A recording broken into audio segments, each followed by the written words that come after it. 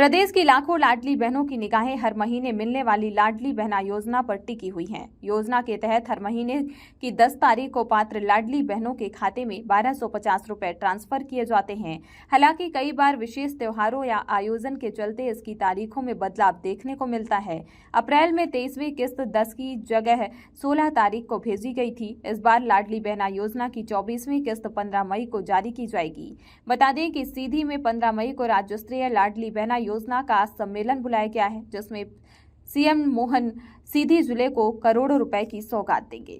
ये जो हमारी सरकार ने निर्णय किया है लाडली बहना योजना, बहुत सारे लोग सरकार बनने के बाद गणेश सिंह जी भी सही कह रहे थे, लोग कह रहे थे कि योजना बंद हो जाएगी, योजना बंद हो जाएगी। अरे भाई, हमारी योजना बंद नहीं होगी। ये भाई और बहनों के बीच का रिश्ता है, पैसे का महत्व नहीं है, ये संबंधों का महत्व है। हमारा आपका संबंध परमात्मा करे ये सारी जिंदगी बना रहे। संस्थाओं में यद्यपि स्थानीय निकाय में तो हमने पहले से लिया है, लेकिन अब ऊपर जाकर के जब हमारे पास पावर का संवैधानिक दर्जा आएगा तो दुनिया में बहुत आदर्श उदाहरण बनेगा और इसके माध्यम से निश्चित रूप से भारत शक्ति संपन्न बनेगा।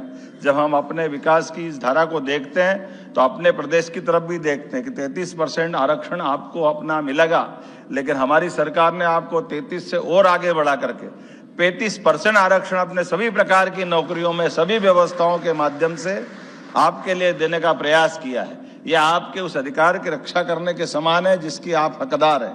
हम ये भी मान के चलते हैं कि जब इस आरक्षण की बात कर रहे हैं तो आप तो अपने यहाँ कदम कदम पर बहनों के सशक्तिकरण के उदाहरण भी तो देख ही रहे हैं। हमने कहा कि अगर बहनों को आरक्षण में जिस प्रकार से महत्व मिल रही, आर्थिक रूप से भी संपन्न बनाने की बात करें, पंजीयन में भी संपन्न बनाने की बात करें, तो रजिस्ट्रीकरण के अगर अपनी माता बहनों के नाम पर कोई अगर प्रॉपर्टी बनती है, किसी खेत मकान दुकान की रजिस्ट्री होती, तो उसमें भी हमने अपने 1% की छूट दी।